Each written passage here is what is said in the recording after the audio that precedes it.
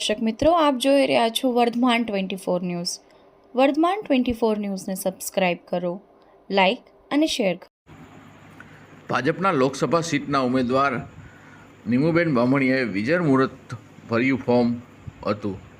પહેલાં જંગી સભા કરી અને શક્તિ પ્રદર્શન રૂપે રેલી કાઢી ફોર્મ ભરવા કલેક્ટર ઓફિસ પહોંચ્યા હતા. લોકસભાની ચૂંટણી નજીક આવી રહી છે તેમ દરેક પાર્ટીના ઉમેદવારો પોતાના નામાંકિન ભરવા લાગ્યા છે. આજે વિજય મુહૂર્તમાં લોકસભા સીટના ભાજપના ઉમેદવાર નીમુબેન બામણીયાએ જંગી સભાને એવી સ્કૂલના ગ્રાઉન્ડમાં સંબોધી હતી, જેમાં પોરબંદર સીટના ઉમેદવાર અને કેન્દ્રીય મંત્રી મનસુખભાઈ માંડવિયાના વિશેષ ઉપસ્થિતિ જોવા મળી હતી. સભા સમયે ગ્રાઉન્ડ ખાતે ક્ષત્રિય સમાજના યુવકો દ્વારા સૂત્રોચ્ચાર કરી કાળી પટ્ટી અને કાળા કપડાં ફરકાવ્યા હતા અને રૂપાલાના વિરોધના હાય હાયના નારા લગાવ્યા હતા. નારા લાગતાની સાથે જ પોલીસ હરકતમાં આવી ગઈ હતી અને પ્રદર્શનકારીઓની ધરપકડ કરી પોલીસ જીપમાં બેસાડી લઈ ગયા હતા.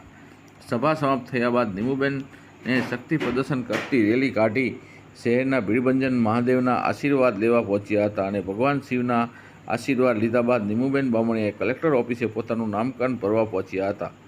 Reporter Praveen Adajani, Bhavnagar, Vardhaman news.